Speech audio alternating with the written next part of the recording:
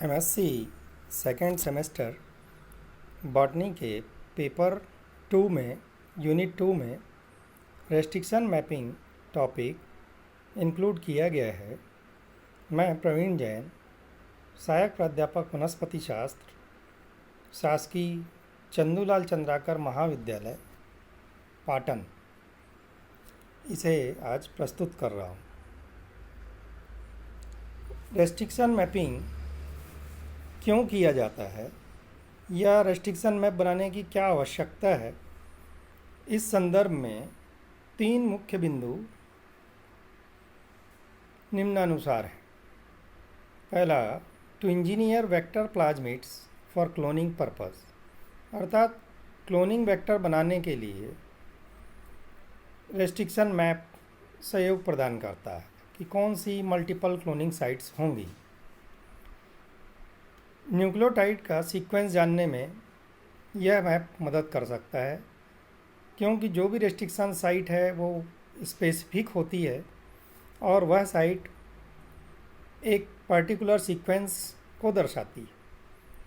तृतीय बिंदु है प्लाज्मिड का आकार किलो बेस पेयर्स में जानने हेतु यह मैप बनाया जाता है। मैप बनाने की विधि विभिन्न चरणों में निम्नानुसार है, जैसा कि स्लाइड में दर्शाया जा रहा है। प्लाज्मिड को स्टैंडर्ड सुटेबल प्रोसीजर से आइसोलेट करना प्रथम चरण है। इस आइसोलेटेड प्लाज्मिड का एलिक्वेट या सैंपल तैयार किया जाता है। ऐसे बहुत से सैंपल्स तैयार कर लिए जाते हैं और प्रत्येक सैंपल में प्रायोगिक रेस्ट्रिक्शन एंजाइम अप्लाई किया जाता है। रेस्ट्रिक्शन एंजाइम्स को प्लाज्मिड से क्रिया करने के लिए उपयुक्त परिस्थितियां जैसे टेम्परेचर, पीएच और बफर आदि की आवश्यकता होती है। रेस्ट्रिक्शन एंजाइम से उस प्लाज्मिड को कट करने के बाद उसे जेल इलेक्ट्रोफोरेसिस उपकरण की सहायता से एगारोज जेल मीडियम में विभिन्न आकार के फ्रैगमेंट्स प्राप्त कर लिए जाते हैं, जिन्हें रेस्ट्रिक्शन फ्रैगमेंट्स कहा जाता है। ये फ्रैगमेंट एक मैप के तौर पर दर्शाए जाते हैं, जिसकी विधि हम अगली स्लाइड्स में देखेंगे। यह मैप विभिन्न रेस्ट्रिक्शन साइट्स को शो करता है।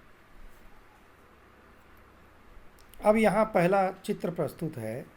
इसमें इको R1 यानी एस्चेरिकिया कोलाई बैक्टीरियम से प्राप्त आर फैक्टर को कट करने वाला एंजाइम इको R1 और उसकी साइट GAA-TTC प्रस्तुत है, दिखाई दे रही है।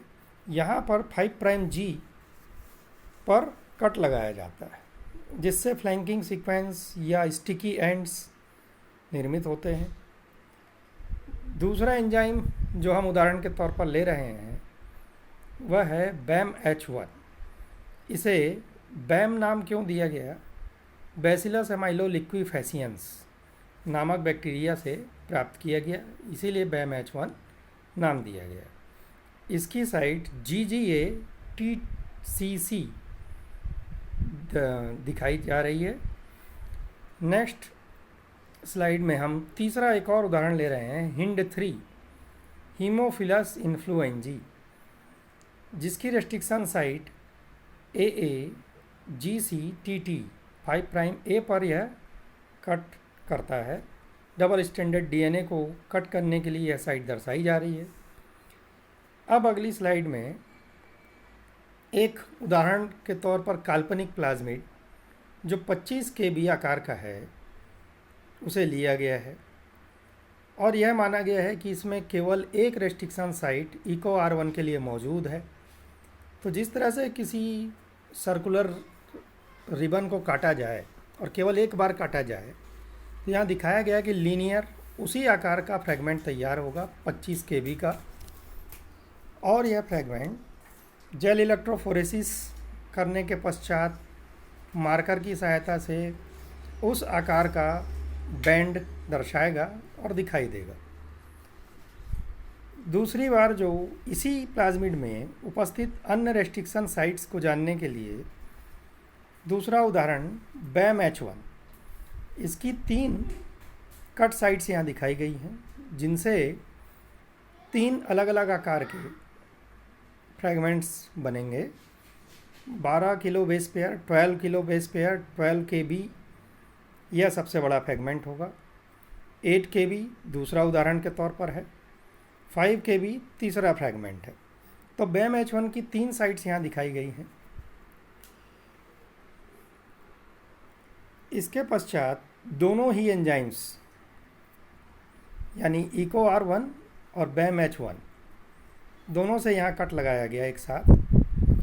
तो यहाँ दिखाई दे रहा है कि 8 KB, 5 KB और 4 KB, 8, 5 एंड 4 3 आकार के फ्रैगमेंट्स हमें मिलते हैं। अब इसकी एनालिसिस कैसे की जाए ताकि मैप तैयार हो सके, तो यहाँ तीनों ही एंजाइम्स को एक लाइन से लिख लिया जाता है या एक टेबल बना ली जाती है। EcoR1 25 KB 1 फ्रैगमेंट, FR यानी fragment. BAM-H1 12 KB 8 KB 5 KB 3 fragments. और दोनों ही एंजाइम एक साथ लिए जाएं तो 8, 4 और 5 8, 4 एंड 5 KB ईच। तो इस तरह से दिखाई देते हैं फ्रैगमेंट्स के आकार। अब इनमें से जो कॉमन साइज़ है उसे यहाँ सर्कल किया गया है। 8 KB और 5 KB ये 2 कॉमन फ्रैगमेंट्स हैं जिसे यहाँ सर्कल से दर्शाया गया है। 12 KB 4 KB ये 2 नॉन कॉमन फ्रैगमेंट्स यहाँ मिलते हैं। 4 KB बिल्कुल नया फ्रैगमेंट है। इसके आधार पर जो मैप बनेगा उस मैप में 12 KB का फ्रेगमेंटेशन हुआ है, अर्थात EcoR1 की साइट 12 KB के BAM-H1 फ्रेगमेंट के बीचों बीच आ रही है। और इसके आधार पर जो मैप दिख रहा है वो इस तरह से बनाया जाएगा। फिलहाल यहाँ दिखाया जा रहा है दोनों का अलग अलग, अर्थात EcoR1 25 KB, BAM-H1 12, 8 और 5 KB। अब दोनों का जब एक साथ लिया जाए तो 8, 5 और 4 3 आकार के रेस्ट्रिक्शन बैंड्स जेल पर प्राप्त होते हैं। इन दोनों बातों को एक साथ ध्यान रखते हुए यह जानना पड़ेगा या यह समझ में आ रहा है कि मैप EcoR1 साइड से चालू किया जाए और जो 12 था उसे 8 और 4 में बाइफरकेट किया जाए। अब चॉइस ये है कि इसे 8 और 4 में बाइफरकेट करें या 4 और 8 में बाइफरकेट करें, अर्थात किस साइड BAM-H1 को लिया जाएगा यह डिपेंड करता है अन्य फ्रैगमेंट्स को देखते हुए। तो 8 + 8 = 16 यानी 16 KB + 4 KB + 5 KB। इस तरह का एक मैप यहाँ बन सकता है। तो यह मैप अब 2 एंजाइम्स के साथ करीब करीब कंप्लीट हुआ। 25 KB का टोटल साइज़ था जिसमें 4, 8 और 5 3 प्रकार के फ्रैगमेंट्स थे।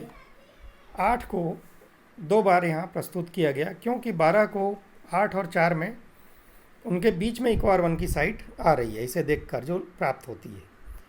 अब इस उदाहरण को आगे बढ़ते हैं और तीसरे एंजाइम HIND3 को पहले इंडिविजुअली अप्लाई करेंगे और उसके बाद इन दोनों के कॉम्बिनेशन के साथ तीसरे को भी, अर्थात तीनों का कॉम्बिनेशन अप्लाई करेंगे। क्या क्या फ्रैगमेंट्स यहाँ दिखाई देते हैं। सिर्फ HIND3 को देखने से माने सिर्फ HIND3 का डाटा प्राप्त जो होगा, उदाहरण के तौर पर वह 8, 8 और 9, अर्थात बैंड तो केवल 2 दिखेंगे, 8 और 9 के भी, लेकिन टोटल साइज़ 25 होने के लिए एक और 8 मानना पड़ेगा। तो यहाँ पर 8, 8 और 9, इस तरह से ये 25 KB कंप्लीट होगा जो पहले चित्र में दिखाया जा रहा है। और जब तीनों को अप्लाई कर दिया जाए तब जो मैप बनेगा वह क्या होगा, वह बाजू में दिखाया जा रहा है। इको R1 की साइट एज इट इज़ है, बैम H1 की साइट्स एज इट इज है, और हिंड 3 की नई साइट्स उसमें जोड़नी होगी। फ़िलहाल इको R1 25 KB यहाँ लाइन से नीचे लिखा हुआ है, देखिए। बैम H1 12, 8 और 5। अब बोथ अर्थात इको R1 और बैम H1 एक साथ 8, 4 एवं 5, और हिंड 3 में 8, 8 और 9। अब जब तीनों एंजाइम्स को एक साथ अप्लाई किया जाए या तीनों का एक साथ मैप बनाया जाए, या जो फ्रेगमेंट्स हमें रेस्ट्रिक्शन फ्रेगमेंट्स प्राप्त होंगे वो हैं 2 KB, 6 KB, 4 और 5। ऐसा क्यों हो रहा है? तो इसके लिए फिर से हमको कॉमन निकालना होगा both of the 2 and both of the 3 के बीच। तो इनमें कॉमन निकालने के बाद जो प्राप्त होगा वह अगली स्लाइड में दिखाई देगा।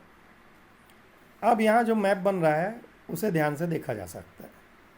यहाँ पर 2 KB के 2 फ्रेगमेंट्स हिंड 3 के कारण इको R1 और बैम H1 की साइट में ऊपर में लेफ्ट साइड अपर कॉर्नर में बढ़ जा रहे हैं, और दूसरा जो फ्रेगमेंट है वह 6 KB का है, अर्थात बैम H1 की 8 KB की साइट 6 + 2 इसमें बढ़ गई, और हिंड 3 वहाँ बीच में उसकी साइट मौजूद है। इको R1 और हिंड 3 के बीच जो सेकेंड साइट है राइट अपर साइड में, वह 4 KB और 4 KB के 2 फ्रेगमेंट्स दर्शा रही है। तो इसकी एनालिसिस नीचे लिखी हुई है। इन्हें देखते हुए यह फाइनल रेस्ट्रिक्शन मैप बन पाएगा। तो इस तरह से ये तीनों मैप काल्पनिक तौर पर बनाए गए हैं।